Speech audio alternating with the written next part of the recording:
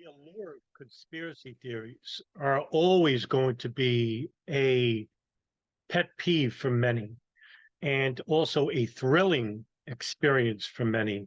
And that's because people would rather be like children at a campfire, being told a very scary story for an adult, knowing full well that maybe it's to be believed or maybe it's not.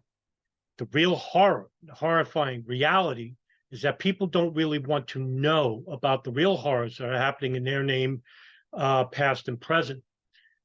9/11 basically is imbued with these very fringe conspiracy theories, ridiculous theories. Uh, People like Judy Wood, where the towers are actually melting, concrete and steel are basically just dustified. Meanwhile, human remains and bodies can be found. Somehow they don't burn up in these heat waves that are coming out of the sky, in which I don't even know what machines they're using at that point, or that CG holograms actually crashed into the towers, and everybody who saw a plane actually saw a hologram, even when it comes to sound or the plane debris that was emitted out of the World Trade Center.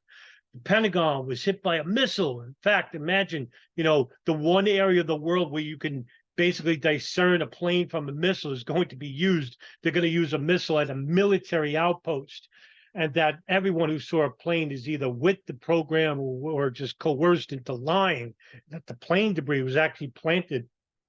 Shanksville, there was no plane debris there, and everybody that was there is basically in on it. All the first responders, Wally Miller didn't find whole bodies, but he found small bodies because a whole body can miraculously survive a plane going 563 miles an hour, holding 38,000 gallons of fuel.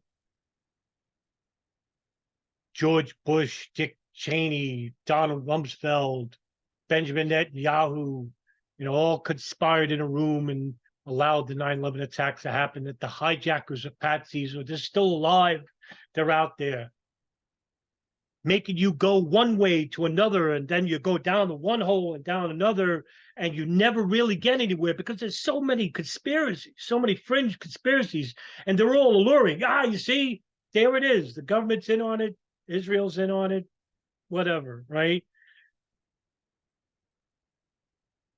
If only 9/11 was as simple as they make it out to be, I wouldn't have spent 16 years, going on 17 now, pulling every hair out of my head or reading tens of thousands of documents and files and books relating to this subject. Because I could assure you that those who believe in these theories that I mentioned have never really read anything outside of those that acquiesce to those views. If you believe a missile hit the Pentagon, well, you're going to be reading Thierry Meyssan. If you believe that the World Trade Center was melted by space beams, you're only reading Judy Wood. You're not reading 9/11 Commission Report, the Joint House Inquiry Report, the Pent Bomb Report, Operation Encore, the Counterstrail documents, the millions of pages that were released under the National Archives. Why? Because all of these conspiracies have one thing in common, even though they all differ from each other and they are always fighting against one another, is that they all agree that the official narrative is false.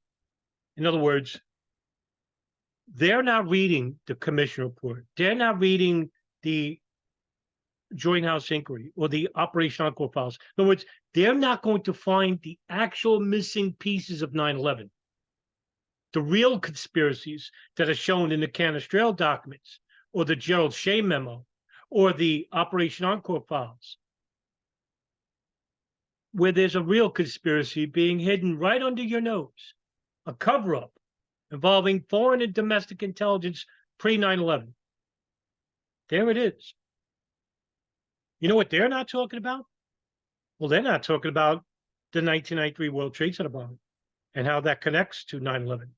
They're not talking about the Bajinka plot, which is where the idea of 9/11 came from. They're not talking about the Millennium Plot or the 1998 East Africa bombings which is what bin Laden and Al-Qaeda declared war on the United States well before 9/11 even happened. They're not talking about the foreign policy guidelines of Paul Wolfowitz or the Oded Yanon plan. They're not talking about how Israeli intelligence, through the Gerald Shea memo, have been living next door to not just the 9/11 hijackers, but also to the DEA. They don't read any of this information. They don't understand the rise of Wahhabism, the rise of Zionism, the rise of U.S. nationalism, which is acquiescing to Zionism and, to an extent, Wahhabism. They're all fundamentally very ultra-Orthodox right. Not talking about any of these things because their view of 9/11 is quite limited. And if you already have a pre-arranged judgment about 9/11, if you already come into 9/11 thinking that it is an inside job, well, then you're only looking at evidence that caters to that worldview. And there's your first mistake. You're only going to agree with people that agree with you. And this is the false view of the world. You're basically not going to understand how the world really operates.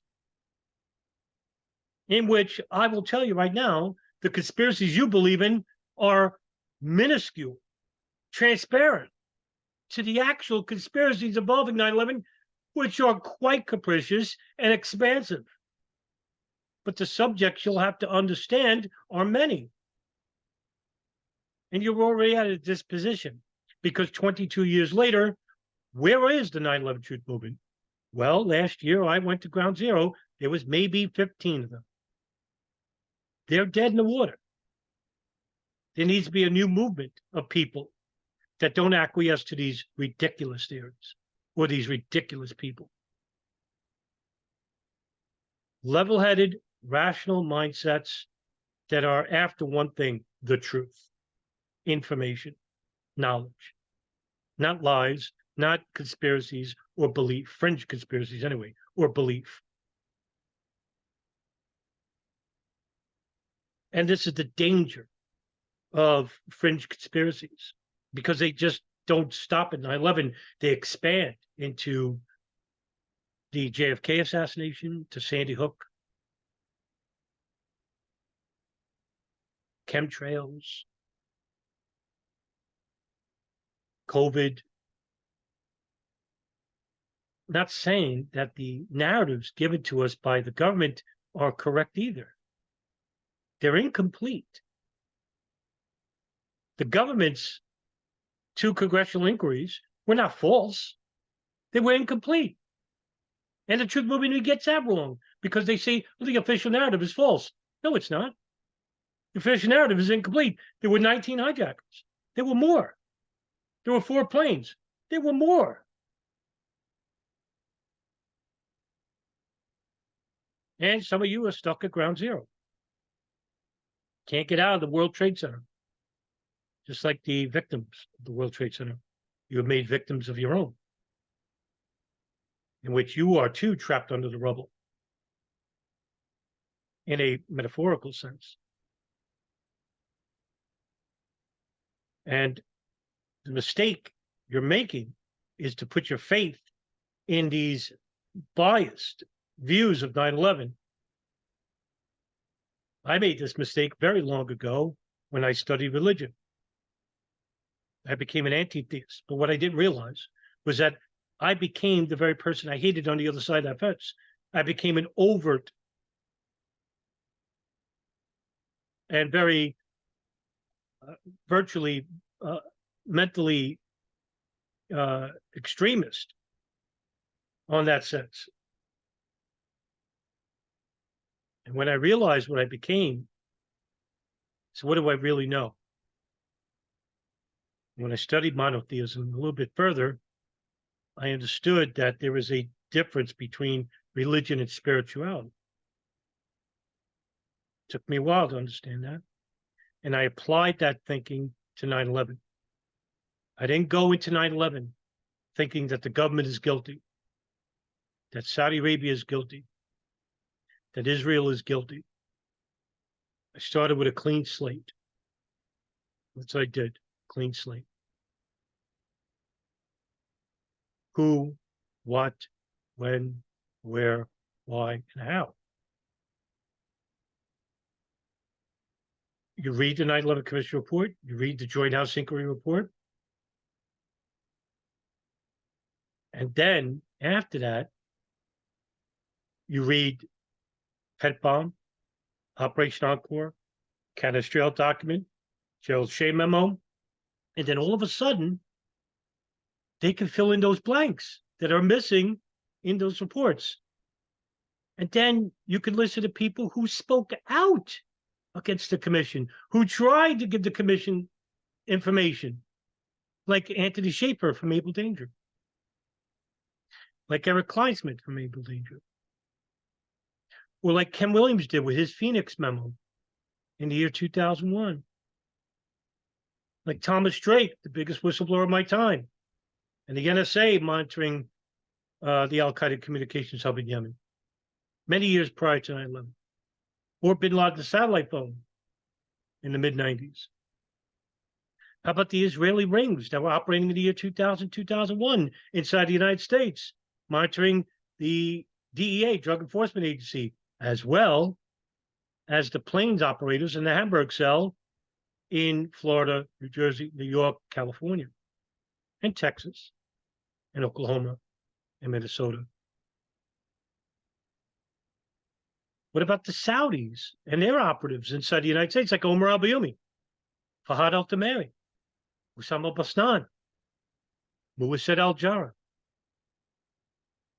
who were giving logistical and financial support to two known Al-Qaeda operatives that were traveling from an Al-Qaeda Malaysia summit meeting in Malaysia, which the intelligence services knew, coming inside the United States, and it was kept hidden from the FBI and the State Department. That's what I just laid out, aren't in any of the commission reports.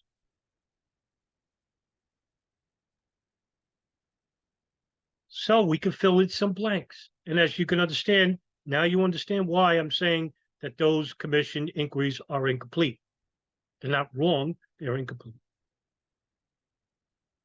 So to you people that fell victim to people like Christopher Bolin or Rebecca Roth or Judy Wood, Barbara Honegger, or Jason Burmis, and the dozens of others,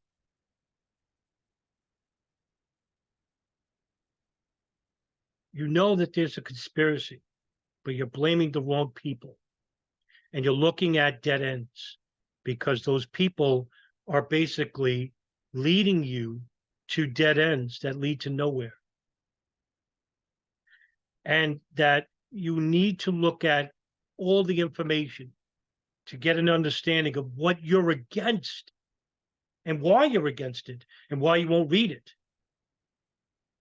Because the government doesn't work in a black and white world. It's not as simple as that. They don't just basically lie all the time.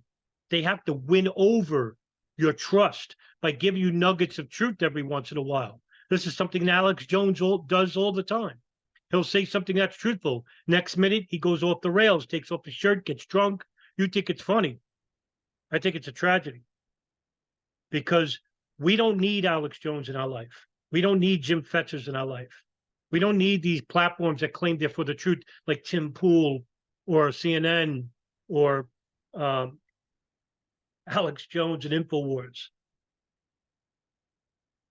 We need a nonpartisan, level-headed person that's dedicated to only the truth, information, because information is power. That's why it's kept from us. I mean, we can get some of it. We can't get all of it.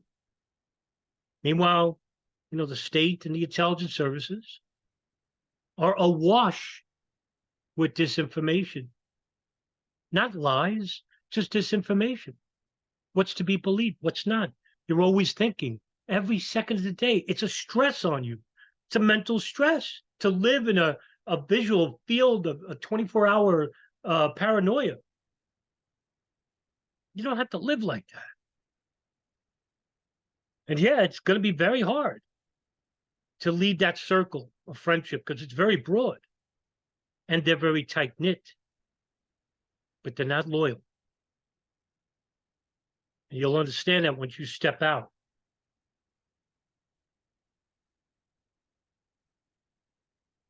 And the problems that are going to come with it are not real world problems. They're actually good problems to have because now you're on your way to basically reaffirming that the world that you once believed in was built on a shield of disinformation or misinformation. And that you're going to see a gray area of how the world really operates and how the state, the intelligence services, foreign governments are meant to do one thing and confuse you. They're not to give you definitive yeses or nos. This is meant to divide you and confuse you from each other, always in a state of conflict mentally. My channel, I try to do the best I can to remain nonpartisan, to remain dedicated to only providing information, because what I want is my reward for doing this is to have you become empowered with knowledge. That's my reward. And for you to share that knowledge with others. This knowledge won't cause a divide, it'll unify the public, which is what they're afraid of in the first place.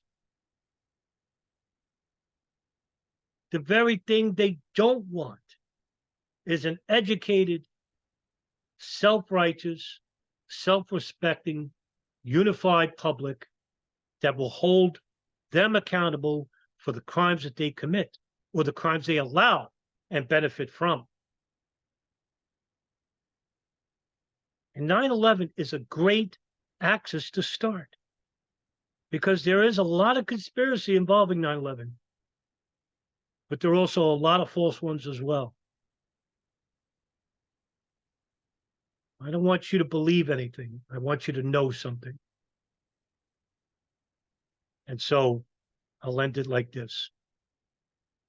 We can believe all these conspiracies, the fringe conspiracies, and that they're still continuing, and that the government's a giant monolith, that they're an amoeba that stretches out and is vast and powerful, that they're seemingly omniscient and omnipresent.